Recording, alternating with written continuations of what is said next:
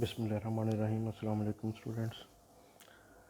Experiment number 2, charge to mass ratio of electron by using fine beam operators हमने start किया हुआ। कल हमने इसका कंस्ट्रक्शन देखी थी कि ऑपरेटर्स की कंस्ट्रक्शन क्या है, या जो हमारा लॉरेंस फोर्स इलेक्ट्रोमैग्नेटिक डिमॉन्स्ट्रेटर है उसकी एक्सटर्नल फॉर्म या उसकी स्कीमेटिक डायग्राम को हमने डिस्कस किया था और उसके डिफरेंट जो पार्ट्स थे, ठीक है, उनको हमने वन बाय वन देखा था।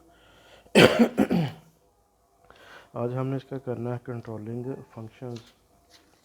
मीन्स के कल जो हमारे डिफरेंट कंपोनेंट्स थे ऑपरेटर्स के, उनका फंक्शन क्या है, ठीक है।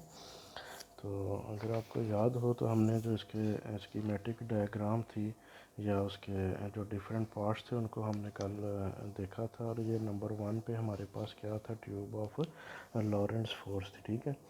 तो इसका फंक्शन क्या होगा, that is used to for the mission and display electron beam, कि फॉर द मिशन कि इसमें इलेक्ट्रॉन बीम जो है वो एंटर होगी। और हमने कहा था कि that is filled with the gas. तो इलेक्ट्रॉन बीम जब गैस के पार्टिकल्स या मॉलिक्यूल से स्ट्राइक करेगी तो वो क्या होंगे, एक्साइट होंगे। During D excitation light emit करेंगे।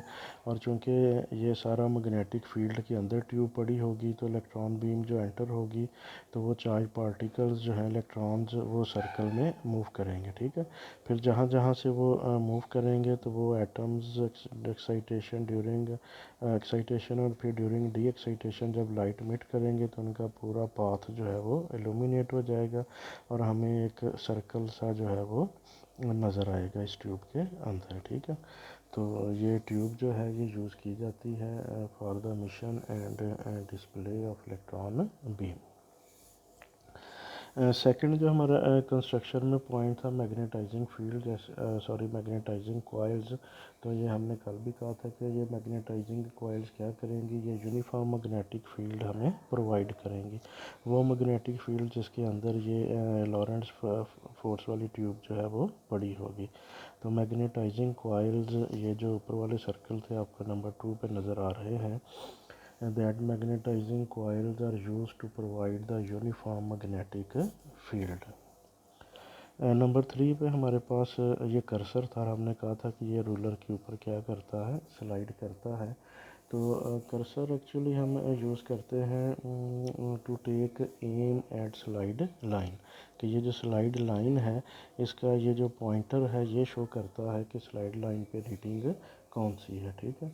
तो इलेक्ट्रॉन बीम सर्कुलेटरी जो है उसका जो भी है वो हम जहाँ पे इसको सेट करेंगे तो वहाँ से हम इसकी रीडिंग इजीली फाइंड आउट कर लेंगे। तो कर्सर जस्ट यूज़ होगा to read the reading on the ruler. Next हमारे पास नंबर 4 पे है रूलर। तो रूलर हमारे पास यूज़ होगा to measure diameter of electron beam. Electron beam का ये जो सर्कुलेटरी पाथ होगा, मींस के जो सर्कल होगा उस सर्कल का डायमीटर मेजर करने के लिए हम ये वाला रूलर जो है ये यूज़ करेंगे। तो ये रूलर यूज़ होगा for measuring diameter of electron beam circulatory path. जो उसका सर्कल जो बनेगा उसका हम डायमीटर फाइंड आउट करेंगे विद दिस रूलर नंबर 4 वाला। नंबर 5 पे हमारे पास फिर एक पॉइंटर था और ये पॉइंटर यूज़ किया जाता है two point out the revolving angle. तो नंबर 5 पे जो पॉइंटर है that is used two point out the revolving angle of Lawrence force tube. कि लॉरेंस फोर्स ट्यूब का जो रिवॉल्विंग एंगल है उसको मेजर करने के लिए ये पॉइंटर नंबर 5 वाला यूज़ होता है। नंबर 6 पे हमारे पास जो है वो फिर एक रूलर है और इस रूलर को हमने कहा था कि that is the angle ruler. ये एंगल रूलर है नंबर 6 पे। और एंगल रूलर का काम क्या है कि ये मेजर करता है revolving angle of the Lawrence force tube. के लॉरेंस फोर्स ट्यूब का revolving angle is measured by this angle ruler number 6 पे जो है। सेम नंबर 7 पे हमने कहा था indicator of anti clockwise current है। ये नंबर 7 पे ये वाला इंडिकेटर जो है ये एंटी क्लॉकवाइज इंडिकेटर है और ये क्या करेगा, पॉइंट आउट करेगा anti clockwise current in magnetising coil. तो हमें इस अगर ये इल्यूमिनेट है या ये पॉइंटर शो कर रहा होगा कि ये जो मैग्नेटाइजिंग कॉइल है इनमें करंट जो है उसकी डायरेक्शन क्या है, एंटी क्लॉकवाइज है।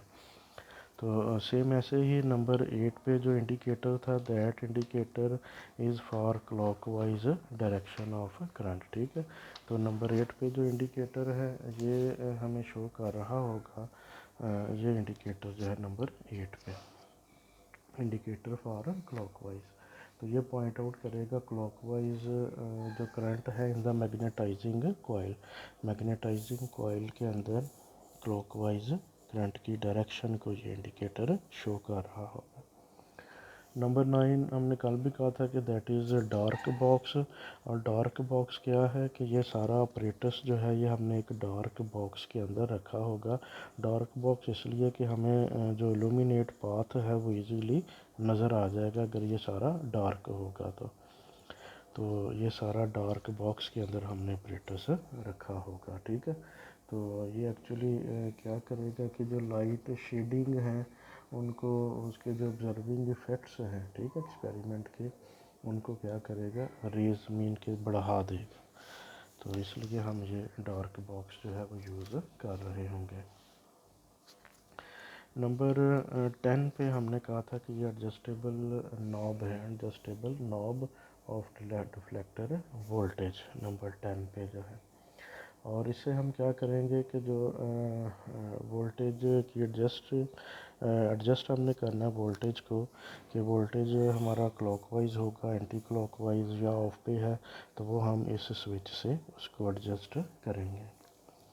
नंबर 11 पे था switch off the pointed to the direction of voltage 11 पे जो है। ठीक है, और 11 पे जो स्विच है ये हमारा कह लें कि चेंज ओवर वोल्टेज डायरेक्शन है, चेंज ओवर।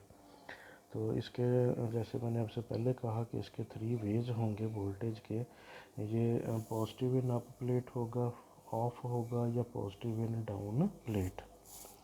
तो ये एक्चुअली जो पोलैरिटी प्लेट्स हैं उनकी हम पोलैरिटी को कह लें कि इस स्विच से कंट्रोल कर रहे होंगे।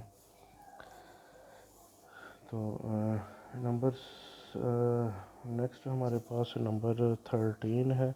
13 उसी तरह जिस तरह हमने यह कहा कि क्लॉकवाइज ऑफ या एंटी क्लॉकवाइज डायरेक्शंस को एडजस्ट या कंट्रोल करने के लिए यूज़ होता है, तो सेम ऐसे ही 13 switch off the pointed to direction of magnetising current है नंबर 13 पे। Switch off the pointed to direction of magnetising current, ये भी हमारा कह लें कि चेंज ओवर करंट स्विच है। इसके भी 3 वेज हैं, या तो क्लॉकवाइज होगा, ऑफ होगा, या एंटी क्लॉकवाइज होगा। तो ये भी हम बिफोर मैग्नेटाइजिंग करंट इसको हम सेट करेंगे। तो पहले इनिशियली तो हम इसको 0 पे ही सेट करेंगे, फिर हम इसकी कह लें कि डायरेक्शंस वगैरह को चेंज करके तो हम अपनी पूरी एडजस्टमेंट करेंगे।